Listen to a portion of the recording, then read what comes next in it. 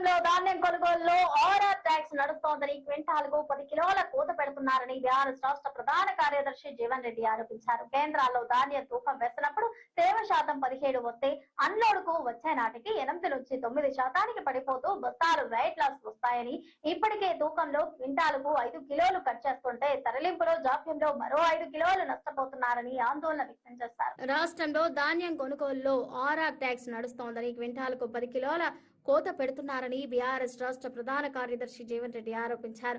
కేంద్రాల్లో ధాన్యం తూకం వేస్తున్నప్పుడు తేమ శాతం 17 వస్తే అన్లోడ్ కు వచ్చే నాటికి 8 నుంచి 9 శాతానికి పడిపోతూ బస్తాలు వెయిట్ లాస్ అవుతున్నాయని, ఇప్పటికే తూకంలో క్వింటాలకు 5 కిలోలు కట్ చేస్తుంటే తరలింపులో జాప్యంతో మరో 5 కిలోలు నష్టపోతున్నారని ఆందోళన వ్యక్తం చేశారు. రేవంత్ రెడ్డి సీఎం అయినందుకు రాష్ట్రానికి ఆర్ఆర్ ట్యాక్స్ కింద క్వింటాలకు 10 కిలోలు కట్ చేస్తున్నారంటూ విమర్శించారు. ఈ రకంగా ఎకరానికి 30 క్వింటాల పంటకు 7,500 రైతులు మునుగుతున్నారంటూ తెలిపారు. జగిత్యాల జిల్లా సారంగపూర్ మండలం రేచపల్లిలోని లచ్చానాయక్ తండా, రేచపల్లి, భీమరెడ్డి గూడెం, మేడారం తండాలోని కొనుగోలు కేంద్రాలను పరిశీలించారు. రైతులతో మాట్లాడి సమస్యలు అడిగి తెలుసుకున్నారు. అనంతరం జీవన్ రెడ్డి మీడియాతో మాట్లాడారు. రైతులు కల్లాల్లో పడిగాపులు కాస్తుంటే రేవంత్ రెడ్డి, మంత్రులు, ఎమ్మెల్యేలు పర్యాటక వారోత్సవాలు జరుపుకోవడం సిగ్గుచేటంటూ దుయ్యబట్టారు. రేవంత్ రెడ్డికి టూర్ల మీద ఉన్న శ్రద్ధ రైతుల సమస్యలపై లేదంటూ విమర్శించారు. లారీ వచ్చినా మా ఓట్లు తీసుకోరు.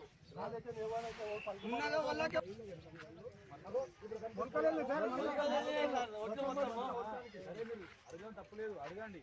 ఈ రోడ్డు బ్లాక్ సాధారణ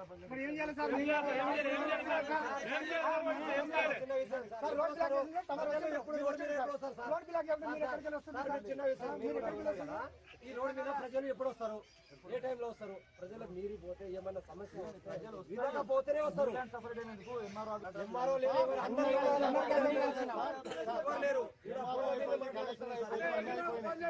ప్రజల సమస్యలు ఉంటే పోలీసులు ఒక్కడే వస్తారు. ఇక్కడ ఎవరు ఎంఈఓ రారు, ఎవరు రారు. పోలీసులు ఒక్కడే వస్తారు. ఇక్కడ సమస్య మీరు పొద్దున్న దగ్గర మనం పంపిస్తామంటే మేము మీరు పట్టించుకుని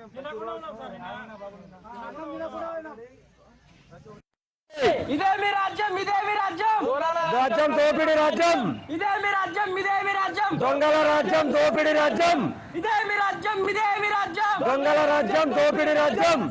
రైతుల సమస్య ఏంటనే పరిష్కరించాలి, రైతుల సమస్య ఏంటనే పరిష్కరించాలి, అధికారులు ఏంటనే రావాలి, అధికారులు ఏంటనే రావాలి. ఇదే మీ రాజ్యం, ఇదే మీ రాజ్యం, దొంగల రాజ్యం దోపిడి రాజ్యం.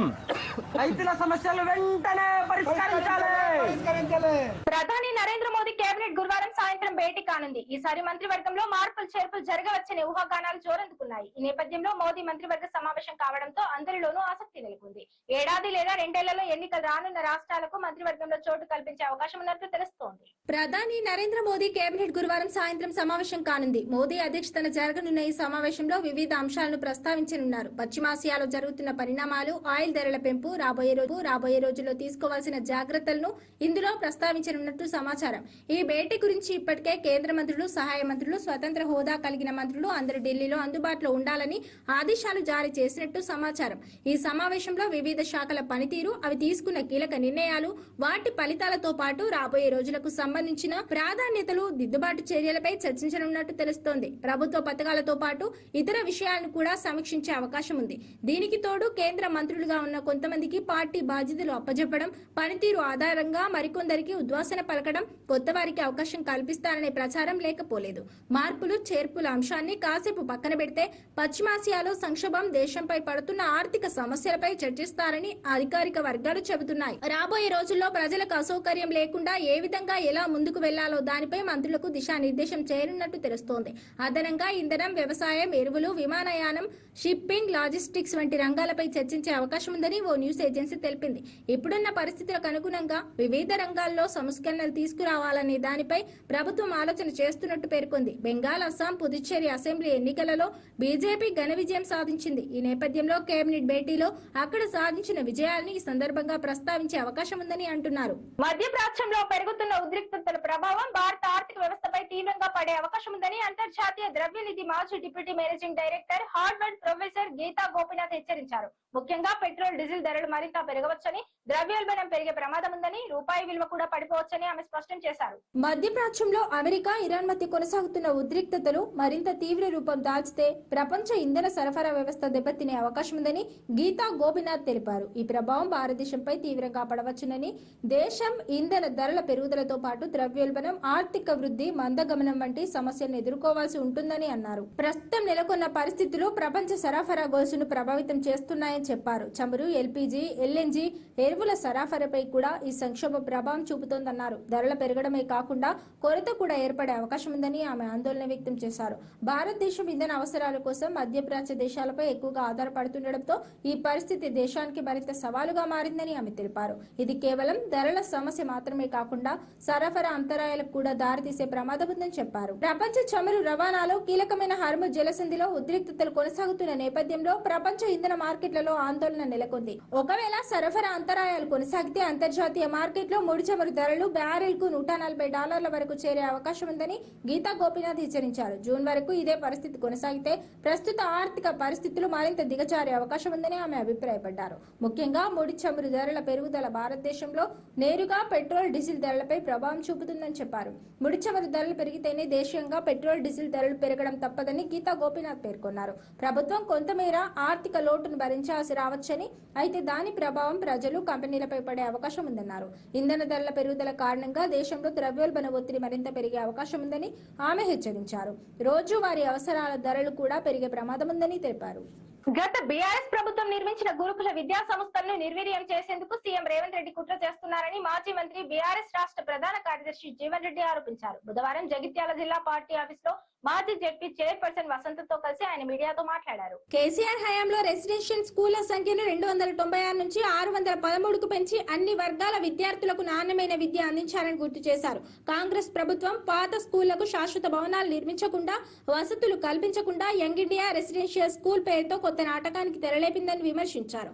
ఈ స్కూళ్ల విధి విధానాలు, నియామక ప్రక్రియపై స్పష్టత లేదని, కేవలం కొందరు కాంట్రాక్టర్లకు వేల కోట్ల పనులు కట్టబెట్టేందుకే నిర్ణయం తీసుకున్నారని ధ్వజమెత్తారు. జగిత్యాలలో కేంద్రీయ విద్యాలయానికి 5 ఎకరాలు అవసరమైతే 2 ఎకరాలు, యంగ్ ఇండియా స్కూల్ కి 20 ఎకరాలు అవసరమైతే 10 ఎకరాలకే పరిమితం చేయడం దారుణమన్నారు. అంటే యంగ్ ఇండియా రెసిడెన్షియల్ స్కూల్ సంబంధించి కూడా వాస్తవంగా కనీసం 20 ఎకరాలు కావాలనే.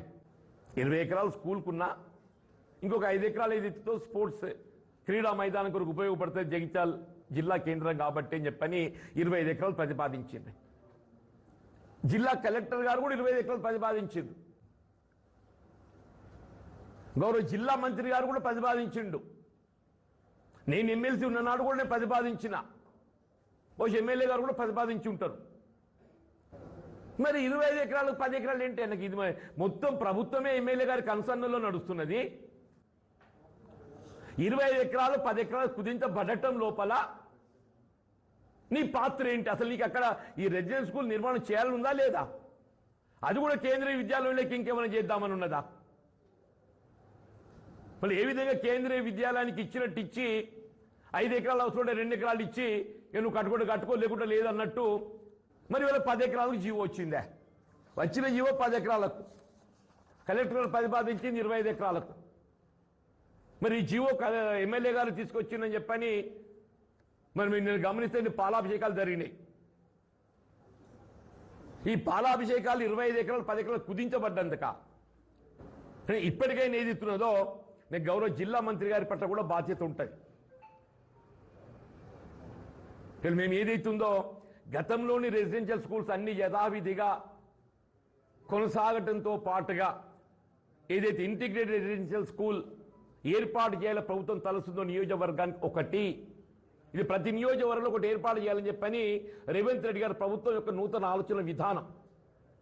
ఆ నూతన ఆలోచన విధానం అనేది గత ప్రభుత్వం అమలు చేసినటువంటి యొక్క విద్యాలయాలకు అదనంగా ఇది అదనంగా అంటే నేను ఏమంటున్నా 613 గురుకుల విద్యాలయాలకు ఏదైతే ఉందో నిర్మాణానికి కావాల్సిన స్థల సేకరణ, ఎక్కడెక్కడ నిర్మాణ పనులు చేపడితే దశల వారీగా ఏదైతే ఉందో సంవత్సరానికి 100 గంటలు 5 ఏళ్ళు అయిపోతాయి. మీరు 600 ఒక సంవత్సరం కాకున్నా కానీ సంవత్సరానికి 100 కట్టుకున్నా కానీ నియోజకవర్గం ఒక్కొక్కటి కట్టుకోకపోయినా కానీ 4 ఏళ్ళు అయిపోతాయి. నువ్వు 3 ఏళ్ళు ఉట్టిన కాలయాపన చేసినావు.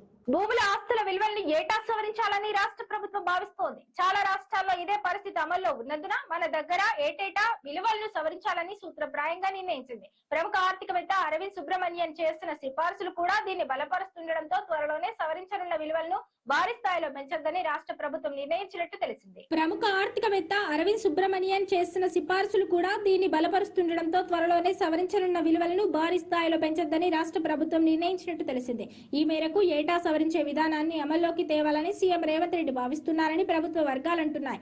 రాష్ట్రంలో విలువలను సవరించి 4 ఏళ్లు దాటడంతో పెద్ద ఎత్తున కసరత్తు చేసి ప్రక్రియను చేపట్టాల్సి వస్తోందని, తద్వారా ప్రజలపై భారం పడుతుందని అపవాదు మూటగట్టుకోవాల్సి వస్తుందని, అదే ఏటా సవరిస్తే ప్రజలపై భారం పడినట్టు కూడా ఉండదని ఉన్నతాధికారులు చెబుతున్నారు. ప్రస్తుతం అమలవుతున్న విలువలను మరో 2 సార్లు సవరిస్తే బహిరంగ మార్కెట్ విలువలకు దాదాపు సరితూగే విధంగా రిజిస్టర్ విలువలు కూడా చేరుతాయని, ఆ తర్వాత పెంపు చాలా స్వల్పంగా ఉంటుందని అంటున్నారు. ఈ నెల 26 లేదా 28వ తేదీ నుంచి అమల్లోకి వస్తాయని భావిస్తున్న భూములు, ఆస్తుల కొత్త విలువల ద్వారా రాష్ట్ర ప్రభుత్వానికి 1200 నుంచి 1500 కోట్ల వరకు అదనపు ఆదాయం వస్తుందని స్టాంపులు, రిజిస్ట్రేషన్ల శాఖ అధికారులు అంచనా వేస్తున్నారు. ఈ ప్రక్రియలో భాగంగా ఇప్పటికే వ్యవసాయేతర భూములు, ఆస్తుల విలువలను ఆన్లైన్ లో అప్లోడ్ చేయగా ప్రస్తుతం భూభారతి పోర్టల్ ద్వారా వ్యవసాయ భూముల అప్లోడింగ్ ప్రక్రియ జరుగుతుంది.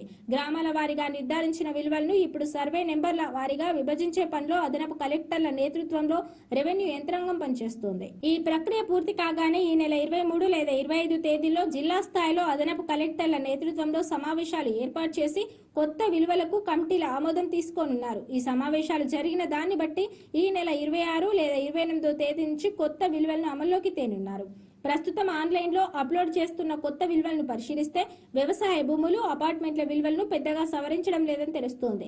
ఈ 2 కేటగిరీల్లో గరిష్ట విలువలు గతంలో మాదిరిగానే ఉంటాయని సమాచారం. వ్యవసాయ భూముల కనిష్ట విలువను కూడా 100% పెంచడం లేదని సమాచారం. ఇక అపార్ట్మెంట్లకు ఇప్పుడు కనీస ధర చదరపు అడుగుకు 1300 ఉండగా దాన్ని 1600కు పెంచుతున్నారు. ఇక గరిష్టంగా ఉన్న 7500 విలువను కొనసాగిస్తున్నట్టు సమాచారం. ఇక ఓపెన్ ప్లాట్ల విషయంలో గరిష్ట విలువ ప్రస్తుతం 93,000 ఉండగా దాన్ని 1.220 లక్షలకు లోపుగా నిర్ధారించినట్టు తెలుస్తోంది.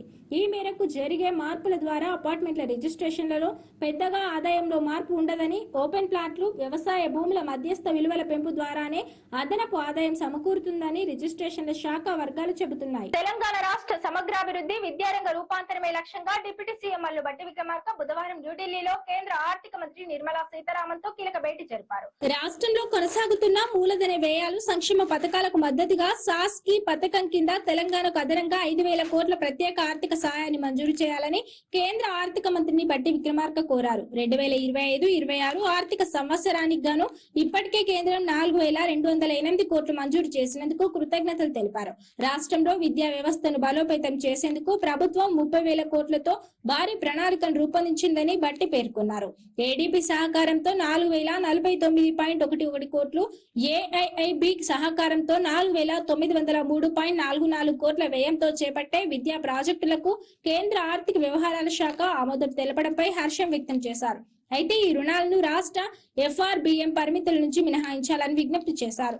ఈ సమావేశంలో డిప్యూటీ సీఎం వెంట ఆర్థిక శాఖ principal secretary Sandeep Kumar Sultania, planning secretary doctor Gaurav Uppal పాల్గొన్నారు. సింగరేణి సంస్థ భవిష్యత్ ప్రణాళికలు, రాష్ట్ర విద్యుత్ అవసరాలే లక్ష్యంగా డిప్యూటీ సీఎం మల్లు భట్టి విక్రమార్క బుధవారం న్యూఢిల్లీలో కేంద్ర బొగ్గు గనుల శాఖ మంత్రి జి కిషన్ రెడ్డితో సమావేశమయ్యారు. కోల్ ఇండియా తరహాలోనే సింగరేణిలోనూ ఆధునిక సాంకేతికతతో బొగ్గు గ్యాసిఫికేషన్ ప్రాజెక్టులను చేపట్టేందుకు సంస్థ సిద్ధంగా ఉందని, ఇందుకు కేంద్రం సహకరించాలని కోరారు. తెలంగాణ విద్యుత్ అవసరాలకు కీలకమైన కొయ్యగూడెం బ్లాక్ 3 గత వేలంలో కేటాయించిన 4 ఏళ్లుగా పనులు ప్రారంభం కాలేదని, కాబట్టి దాన్ని సింగరేణికి అప్పగించాలని విజ్ఞప్తి చేశారు. ఫ్రీ మైనింగ్ పనులు పూర్తయిన Tadicherla coal block 2 mining lease ప్రక్రియను వేగవంతం చేసేలా ముందస్తు అనుమతులు మంజూరు చేయాలని కోరారు. దీనిపై కేంద్ర మంత్రి కిషన్ రెడ్డి సానుకూలంగా స్పందించారు.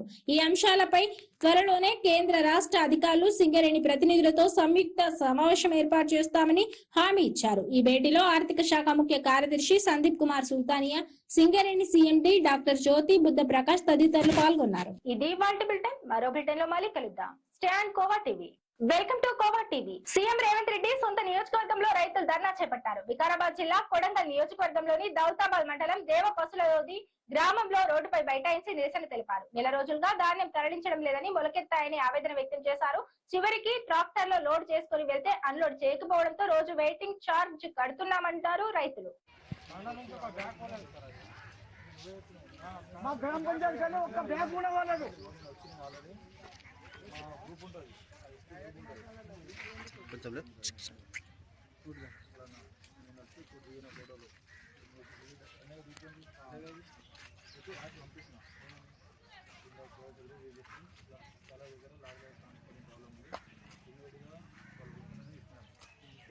చాలా ఒక సమస్య నేను చెప్తా ఏంటంటే సార్, మీరు ఇప్పుడు మేము వరిసేను కోసినప్పుడు మేము సంచులు నింపినప్పుడు కొంతమంది వరిసేను కోసినారు, వాళ్ళ సంచులు ఇప్పుడు ఆడ ఉన్నాయి. ఏం చేయాలి? మాట్లాడండి. ప్రకారం చేస్తే మా సమస్య ఏంటి? మా ముందర మీరు మాట్లాడండి, లారీ పంపించండి, మేము వెళ్తాం. కూర్చున్నాం సార్. అవుతుంది లారీ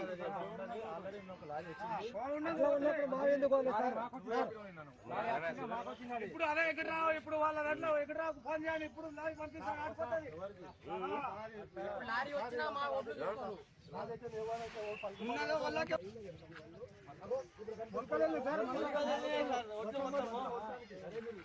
తప్పులేదు, అడగండి. ఈ రోడ్డు బ్లాక్ సాధారణ ఏం చేయాలి సార్?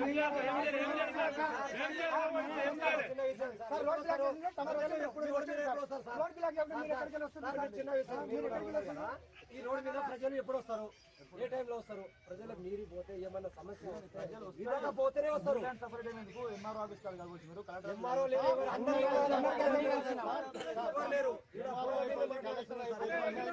ఇప్పుడు సమస్యలు ఉంటే పోలీసు వాళ్ళు ఒక్కడే వస్తారు. ఎవరు ఎంఈఓ రారు, ఎవరు రారు. పోలీసు వాళ్ళు ఒక్కడే వస్తారు. సమస్య మేము కూడా మీ మాట నిలవేస్తాం సార్. మీరు పొద్దుమికి దగ్గర మాకు పంపిస్తామంటే మేము వదిలేస్తాం. మీరు పట్టించుకొని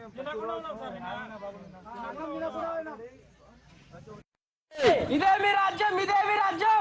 రాజ్యం దోపిడీ రాజ్యం, ఇదే మీ రాజ్యం, ఇదే మీ రాజ్యం. దొంగల రాజ్యం, దోపిడీ రాజ్యం. ఇదే మీ రాజ్యం, ఇదే మీ రాజ్యం. దొంగల రాజ్యం, దోపిడీ రాజ్యం. రైతుల సమస్య ఏంటనే పరిష్కరించాలి, రైతుల సమస్య ఏంటనే పరిష్కరించాలి. అధికారులు ఏంటనే రావాలి, అధికారులు ఏంటనే రావాలి. ఇదే మీ రాజ్యం, ఇదే మీ రాజ్యం. దొంగల రాజ్యం, దోపిడీ రాజ్యం. రైతుల సమస్యలు వెంటనే పరిష్కరించాలి. ప్రధాని నరేంద్ర మోదీ కేబినెట్ గురువారం సాయంత్రం భేటీ కానుంది. ఈసారి మంత్రివర్గంలో మార్పులు చేర్పులు జరగవచ్చనే ఊహాగానాలు జోరందుకున్నాయి. ఈ నేపథ్యంలో మోదీ మంత్రివర్గ సమావేశం కావడంతో అందరిలోనూ ఆసక్తి నెలకొంది. ఏడాది లేదా రెండేళ్లలో ఎన్నికలు రానున్న రాష్ట్రాలకు మంత్రివర్గంలో చోటు కల్పించే అవకాశం ఉన్నట్లు తెలుస్తోంది. ప్రధాని నరేంద్ర మోదీ కేబినెట్ గురువారం సాయంత్రం సమావేశం కానుంది. మోదీ అధ్యక్షతన జరగనున్న ఈ సమావేశంలో వివిధ అంశాలను ప్రస్తావించనున్నారు. పశ్చిమాసియాలో జరుగుతున్న పరిణామాలు, ఆయిల్ ధరల పెంపు, రాబోయే రోజుల్లో తీసుకోవాల్సిన జాగ్రత్తలను ఇందులో ప్రస్తావించనున్నట్టు సమాచారం. ఈ భేటీ గురించి ఇప్పటికే కేంద్ర మంత్రులు, సహాయ మంత్రులు, స్వతంత్ర హోదా కలిగిన మంత్రులు అందరూ ఢిల్లీలో అందుబాటులో ఉండాలని ఆదేశాలు జారీ చేసినట్టు సమాచారం. ఈ సమావేశంలో వివిధ శాఖల పనితీరు, అవి తీసుకున్న కీలక నిర్ణయాలు, వాటి ఫలితాలతో పాటు రాబోయే రోజులకు సంబంధించిన ప్రాధాన్యతలు, దిద్దుబాటు చర్యలపై చర్చించనున్నట్టు తెలుస్తోంది. ప్రభుత్వ పథకాలతో పాటు ఇతర విషయాలను కూడా సమీక్షించే అవకాశం ఉంది. దీనికి తోడు కేంద్ర మంత్రులుగా ఉన్న కొంతమందికి పార్టీ బాధ్యతలు అప్పజెప్పడం, పనితీరు ఆధారంగా మరికొందరికి ఉద్వాసన పలకడం, కొత్త వారికి అవకాశం కల్పిస్తారనే ప్రచారం లేకపోలేదు. మార్పులు చేర్పుల అంశాన్ని కాసేపు పక్కన పెడితే పశ్చిమాసియాలో సంక్షోభం, దేశంపై పడుతున్న ఆర్థిక సమస్యలపై చర్చిస్తారని అధికారిక వర్గాలు చెబుతున్నాయి. రాబోయే రోజుల్లో ప్రజలకు అసౌకర్యం లేకుండా ఏ విధంగా ఎలా ముందుకు వెళ్లాలో దానిపై మంత్రులకు దిశానిర్దేశం చేయనున్నట్టు తెలుస్తోంది. అదనంగా ఇంధనం, వ్యవసాయం, ఎరువులు, విమానయానం, షిప్పింగ్, లాజిస్టిక్స్ వంటి రంగాలపై చర్చించే అవకాశం ఉందని ఓ న్యూస్ ఏజెన్సీ తెలిపింది. ఇప్పుడున్న పరిస్థితులకు అనుగుణంగా వివిధ రంగాల్లో సంస్కరణలు తీసుకురావాలనే దానిపై ప్రభుత్వం ఆలోచన చేస్తున్నట్టు పేర్కొంది. బెంగాల్, అస్సాం, పుదుచ్చేరి అసెంబ్లీ ఎన్నికలలో బీజేపీ ఘన విజయం సాధించింది. ఈ నేపథ్యంలో కేబినెట్ భేటీలో అక్కడ సాధించిన విజయాలను ఈ సందర్భంగా ప్రస్తావించే అవకాశం ఉందని అంటున్నారు. మధ్యప్రాచ్యంలో పెరుగుతున్న ఉద్రిక్తతల ప్రభావం భారత ఆర్థిక వ్యవస్థపై తీవ్రంగా పడే అవకాశం ఉందని అంతర్జాతీయ ద్రవ్యనిధి మాజీ deputy managing director Harvard professor Gita Gopinath హెచ్చరించారు. ముఖ్యంగా పెట్రోల్ డీజిల్ ధరలు మరింత పెరగవచ్చని, ద్రవ్యోల్బణం పెరిగే ప్రమాదం ఉందని, రూపాయి విలువ కూడా పడిపోవచ్చని ఆమె స్పష్టం చేశారు. మధ్యప్రాచ్యంలో అమెరికా, ఇరాన్ మధ్య కొనసాగుతున్న ఉద్రిక్తతలు మరింత తీవ్ర రూపం దాల్చితే ప్రపంచ ఇంధన సరఫరా వ్యవస్థ దెబ్బతినే అవకాశం ఉందని గీతా గోపినాథ్ తెలిపారు. ఈ ప్రభావం భారతదేశంపై తీవ్రంగా పడవచ్చునని, దేశం ఇంధన ధరల పెరుగుదలతో పాటు ద్రవ్యోల్బణం, ఆర్థిక వృద్ధి మందగమనం వంటి సమస్యలను ఎదుర్కోవాల్సి ఉంటుందని అన్నారు. ప్రస్తుతం నెలకొన్న పరిస్థితులు ప్రపంచ సరఫరా గొలుసును ప్రభావితం చేస్తున్నాయని చెప్పారు. చమురు, ఎల్పీజీ, ఎల్ఎన్జీ, ఎరువుల సరఫరాపై కూడా ఈ సంక్షోభ ప్రభావం చూపుతోందన్నారు. ధరల పెరగడమే కాకుండా కొరత కూడా ఏర్పడే అవకాశం ఉందని ఆమె ఆందోళన వ్యక్తం చేశారు. భారతదేశం ఇంధన అవసరాల కోసం మధ్యప్రాచ్య దేశాలపై ఎక్కువగా ఆధారపడుతుండటంతో ఈ పరిస్థితి దేశానికి మరింత సవాలుగా మారిందని ఆమె తెలిపారు. ఇది కేవలం ధరల సమస్య మాత్రమే కాకుండా సరఫరా అంతరాయాలకు కూడా దారితీసే ప్రమాదం ఉందని చెప్పారు. ప్రపంచ చమురు రవాణాలో కీలకమైన హార్ముజ్ జలసంధిలో ఉద్రిక్తతలు కొనసాగుతున్న నేపథ్యంలో ప్రపంచ ఇంధన మార్కెట్లలో ఆందోళన నెలకొంది. ఒకవేళ సరఫరా అంతరాయాలు కొనసాగితే అంతర్జాతీయ మార్కెట్లో ముడి చమురు ధరలు బ్యారెల్ కు $140 వరకు చేరే అవకాశం ఉందని గీతా గోపినాథ్ హెచ్చరించారు. జూన్ వరకు ఇదే పరిస్థితి కొనసాగితే ప్రస్తుత ఆర్థిక పరిస్థితులు మరింత దిగజారే అవకాశం ఉందని ఆమె అభిప్రాయపడ్డారు. ముఖ్యంగా ముడి చమురు ధరల పెరుగుదల భారతదేశంలో నేరుగా పెట్రోల్, డీజిల్ ధరలపై ప్రభావం చూపుతుందని చెప్పారు.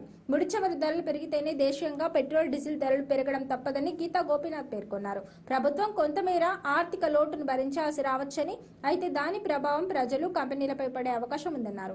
ఇంధన ధరల పెరుగుదల కారణంగా దేశంలో ద్రవ్యోల్బణ ఒత్తిడి మరింత పెరిగే అవకాశం ఉందని ఆమె హెచ్చరించారు. రోజువారీ అవసరాల ధరలు కూడా పెరిగే ప్రమాదం ఉందని తెలిపారు. గత బీఆర్ఎస్ ప్రభుత్వం నిర్మించిన గురుకుల విద్యా సంస్థలను నిర్వీర్యం చేసేందుకు సీఎం రేవంత్ రెడ్డి కుట్ర చేస్తున్నారని మాజీ మంత్రి బీఆర్ఎస్ రాష్ట్ర ప్రధాన కార్యదర్శి జీవన్ రెడ్డి ఆరోపించారు. బుధవారం జగిత్యాల జిల్లా పార్టీ ఆఫీసులో మాజీ జెడ్పీ చైర్పర్సన్ వసంతతో కలిసి ఆయన మీడియాతో మాట్లాడారు. కేసీఆర్ హయాంలో రెసిడెన్షియల్ స్కూళ్ల సంఖ్యను 296 నుంచి 613కు పెంచి అన్ని వర్గాల విద్యార్థులకు నాణ్యమైన విద్య అందించాలని గుర్తు చేశారు. కాంగ్రెస్ ప్రభుత్వం పాత స్కూళ్లకు శాశ్వత భవనాలు నిర్మించకుండా, వసతులు కల్పించకుండా యంగ్ ఇండియా రెసిడెన్షియల్ స్కూల్ పేరుతో కొత్త నాటకానికి తెరలేపిందని విమర్శించారు. ఈ స్కూళ్ల విధి విధానాలు, నియామక ప్రక్రియపై స్పష్టత లేదని, కేవలం కొందరు కాంట్రాక్టర్లకు వేల కోట్ల పనులు కట్టబెట్టేందుకే నిర్ణయం తీసుకున్నారని ధ్వజమెత్తారు. జగిత్యాలలో కేంద్రీయ విద్యాలయానికి 5 ఎకరాలు అవసరమైతే 2 ఎకరాలు, యంగ్ ఇండియా స్కూల్ కి 20 ఎకరాలు అవసరమైతే 10 ఎకరాలకే పరిమితం చేయడం దారుణమన్నారు. అంటే యంగ్ ఇండియా రెసిడెన్షియల్ స్కూల్ సంబంధించి కూడా వాస్తవంగా కనీసం 20 ఎకరాలు కావాలనే. 20 ఎకరాలు స్కూల్కున్నా ఇంకొక 5 ఎకరాలు ఏదైతే స్పోర్ట్స్ క్రీడా మైదానం కొరకు ఉపయోగపడుతుంది జగిత్యాల జిల్లా కేంద్రం కాబట్టి అని చెప్పని 25 ఎకరాలు ప్రతిపాదించింది. జిల్లా కలెక్టర్ గారు కూడా 25 ఎకరాలు ప్రతిపాదించింది. గౌరవ జిల్లా మంత్రి గారు కూడా ప్రతిపాదించిండు. నేను ఎమ్మెల్సీ ఉన్ననాడు కూడా నేను ప్రతిపాదించిన, బహుశా ఎమ్మెల్యే గారు కూడా ప్రతిపాదించి ఉంటారు. మరి 25 ఎకరాలు 10 ఎకరాలు ఏంటి? నాకు ఇది మొత్తం ప్రభుత్వమే ఎమ్మెల్యే గారి కన్సర్న్లో నడుస్తున్నది.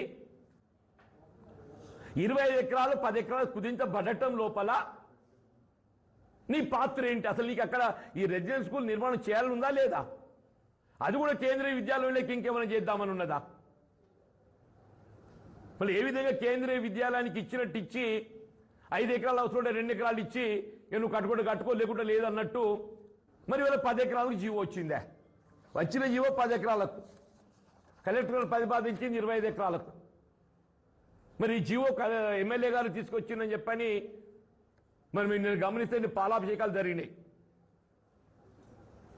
ఈ పాలాభిషేకాలు 25 ఎకరాలు 10 ఎకరాలు కుదించబడ్డందుక ఇప్పటికైనా ఏది ఇస్తున్నదో నేను గౌరవ జిల్లా మంత్రి గారి పట్ల కూడా బాధ్యత ఉంటుంది. మేము ఏదైతుందో గతంలోని రెసిడెన్షియల్ స్కూల్స్ అన్ని యథావిధిగా కొనసాగటంతో పాటుగా ఏదైతే ఇంటిగ్రేటెడ్ రెసిడెన్షియల్ స్కూల్ ఏర్పాటు చేయాల ప్రభుత్వం తలస్తుందో నియోజకవర్గానికి ఒకటి, ఇది ప్రతి నియోజకవర్గంలో ఒకటి ఏర్పాటు చేయాలని చెప్పని రేవంత్ రెడ్డి గారు ప్రభుత్వం యొక్క నూతన ఆలోచన విధానం. ఆ నూతన ఆలోచన విధానం అనేది గత ప్రభుత్వం అమలు చేసినటువంటి యొక్క విద్యాలయాలకు అదనంగా ఇది అదనంగా అంటే నేను ఏమంటున్నా 613 గురుకుల విద్యాలయాలకు ఏదైతే ఉందో నిర్మాణానికి కావాల్సిన స్థల సేకరణ, ఎక్కడెక్కడ నిర్మాణ పనులు చేపడితే దశల వారీగా ఏదైతే ఉందో సంవత్సరానికి 100 గంటలు 5 ఏళ్ళు అయిపోతాయి. మీరు 600 ఒక సంవత్సరం కాకున్నా కానీ సంవత్సరానికి 100 కట్టుకున్నా కానీ నియోజకవర్గం ఒక్కొక్కటి కట్టుకోకపోయినా కానీ 4 ఏళ్ళు అయిపోతాయి. నువ్వు 3 ఏళ్ళు ఉట్టిన కాలయాపన చేసినావు.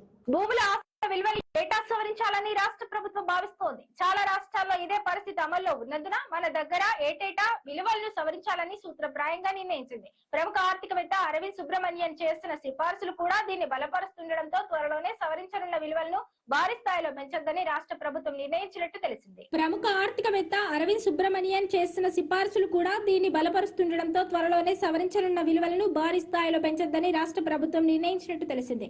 ఈ మేరకు ఏటా సవరించే విధానాన్ని అమల్లోకి తేవాలని సీఎం రేవంత్ రెడ్డి భావిస్తున్నారని ప్రభుత్వ వర్గాలంటున్నాయి.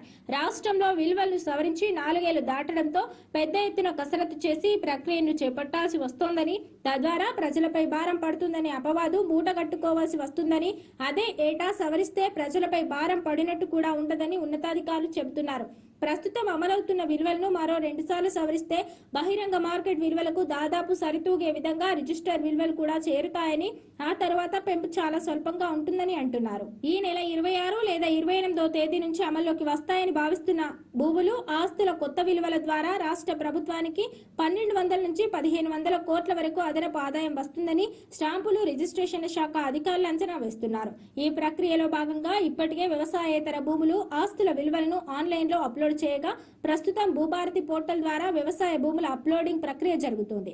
గ్రామాల వారీగా నిర్ధారించిన విలువలను ఇప్పుడు సర్వే నెంబర్ల వారీగా విభజించే పనిలో అదనపు కలెక్టర్ల నేతృత్వంలో రెవెన్యూ యంత్రాంగం పనిచేస్తుంది. ఈ ప్రక్రియ పూర్తి కాగానే ఈ నెల 23 లేదా 25 తేదీల్లో జిల్లా స్థాయిలో అదనపు కలెక్టర్ల నేతృత్వంలో సమావేశాలు ఏర్పాటు చేసి కొత్త విలువలకు కమిటీల ఆమోదం తీసుకోనున్నారు. ఈ సమావేశాలు జరిగిన దాన్ని బట్టి ఈ నెల 26 లేదా 28వ తేదీ నుంచి కొత్త విలువలను అమల్లోకి తేనున్నారు. ప్రస్తుతం ఆన్లైన్ లో అప్లోడ్ చేస్తున్న కొత్త విలువలను పరిశీలిస్తే వ్యవసాయ భూములు, అపార్ట్మెంట్ల విలువలను పెద్దగా సవరించడం లేదని తెలుస్తోంది. ఈ 2 కేటగిరీల్లో గరిష్ట విలువలు గతంలో మాదిరిగానే ఉంటాయని సమాచారం. వ్యవసాయ భూముల కనిష్ట విలువను కూడా 100% పెంచడం లేదని సమాచారం. ఇక అపార్ట్మెంట్లకు ఇప్పుడు కనీస ధర చదరపు అడుగుకు 1300 ఉండగా దాన్ని 1600కు పెంచుతున్నారు. ఇక గరిష్టంగా ఉన్న 7500 విలువను కొనసాగిస్తున్నట్టు సమాచారం. ఇక ఓపెన్ ప్లాట్ల విషయంలో గరిష్ట విలువ ప్రస్తుతం 93,000 ఉండగా దాన్ని 1.220 లక్షలకు లోపుగా నిర్ధారించినట్టు తెలుస్తోంది. ఈ మేరకు జరిగే మార్పుల ద్వారా అపార్ట్మెంట్ల రిజిస్ట్రేషన్లలో పెద్దగా ఆదాయంలో మార్పు ఉండదని, ఓపెన్ ప్లాట్లు, వ్యవసాయ భూముల మధ్యస్థ విలువల పెంపు ద్వారానే అదనపు ఆదాయం సమకూరుతుందని రిజిస్ట్రేషన్ల శాఖ వర్గాలు చెబుతున్నాయి. తెలంగాణ రాష్ట్ర సమగ్రాభివృద్ధి, విద్యారంగ రూపాంతరమే లక్ష్యంగా డిప్యూటీ సీఎం మల్లు భట్టి విక్రమార్క బుధవారం న్యూఢిల్లీలో కేంద్ర ఆర్థిక మంత్రి నిర్మలా సీతారామన్ తో కీలక భేటీ జరిపారు. రాష్ట్రంలో కొనసాగుతున్న మూలధన వ్యయాలు, సంక్షేమ పథకాలకు మద్దతుగా సాస్కి పథకం కింద తెలంగాణకు అదనంగా 5,000 కోట్ల ప్రత్యేక ఆర్థిక సహాయాన్ని మంజూరు చేయాలని కేంద్ర ఆర్థిక మంత్రిని భట్టి విక్రమార్క కోరారు. 2025-26 ఆర్థిక సంవత్సరానికి గాను ఇప్పటికే కేంద్రం 4,208 కోట్లు మంజూరు చేసినందుకు కృతజ్ఞతలు తెలిపారు. రాష్ట్రంలో విద్యా వ్యవస్థను బలోపేతం చేసేందుకు ప్రభుత్వం 30,000 కోట్లతో భారీ ప్రణాళికను రూపొందించిందని భట్టి పేర్కొన్నారు. ఏడీబీ సహకారంతో 4,049.11 కోట్లు, ఏఐఐబి సహకారంతో 4,903.44 కోట్ల వ్యయంతో చేపట్టే విద్యా ప్రాజెక్టులకు కేంద్ర ఆర్థిక వ్యవహారాల శాఖ ఆమోదం తెలపడంపై హర్షం వ్యక్తం చేశారు. అయితే ఈ రుణాలను రాష్ట్ర FRBM పరిమితుల నుంచి మినహాయించాలని విజ్ఞప్తి చేశారు. ఈ సమావేశంలో డిప్యూటీ సీఎం వెంట ఆర్థిక శాఖ principal secretary Sandeep Kumar Sultania, planning secretary doctor Gaurav Uppal పాల్గొన్నారు. సింగరేణి సంస్థ భవిష్యత్ ప్రణాళికలు, రాష్ట్ర విద్యుత్ అవసరాలే లక్ష్యంగా డిప్యూటీ సీఎం మల్లు భట్టి విక్రమార్క బుధవారం న్యూఢిల్లీలో కేంద్ర బొగ్గు గనుల శాఖ మంత్రి జి కిషన్ రెడ్డితో సమావేశమయ్యారు. కోల్ ఇండియా తరహాలోనే సింగరేణిలోనూ ఆధునిక సాంకేతికతతో బొగ్గు గ్యాసిఫికేషన్ ప్రాజెక్టులను చేపట్టేందుకు సంస్థ సిద్ధంగా ఉందని, ఇందుకు కేంద్రం సహకరించాలని కోరారు. తెలంగాణ విద్యుత్ అవసరాలకు కీలకమైన కొయ్యగూడెం బ్లాక్ 3 గత వేలంలో కేటాయించిన 4 ఏళ్లుగా పనులు ప్రారంభం కాలేదని, కాబట్టి దాన్ని సింగరేణికి అప్పగించాలని విజ్ఞప్తి చేశారు. ఫ్రీ మైనింగ్ పనులు పూర్తయిన Tadicherla coal block 2 mining lease ప్రక్రియను వేగవంతం చేసేలా ముందస్తు అనుమతులు మంజూరు చేయాలని కోరారు. దీనిపై కేంద్ర మంత్రి కిషన్ రెడ్డి సానుకూలంగా స్పందించారు. ఈ అంశాలపై త్వరలోనే కేంద్ర రాష్ట్ర అధికారులు సింగరేణి ప్రతినిధులతో సంయుక్త సమావేశం ఏర్పాటు చేస్తామని హామీ ఇచ్చారు. ఈ భేటీలో ఆర్థిక శాఖ ముఖ్య కార్యదర్శి సందీప్ కుమార్ సుల్తానియా, సింగరేణి సీఎండీ డాక్టర్ జ్యోతి బుద్ధ ప్రకాష్ తదితరులు పాల్గొన్నారు. ఇది వాల్ట్ బులెటిన్. మరో బులెటిన్ లో మళ్ళీ కలుద్దాం. Stay and khoa TV.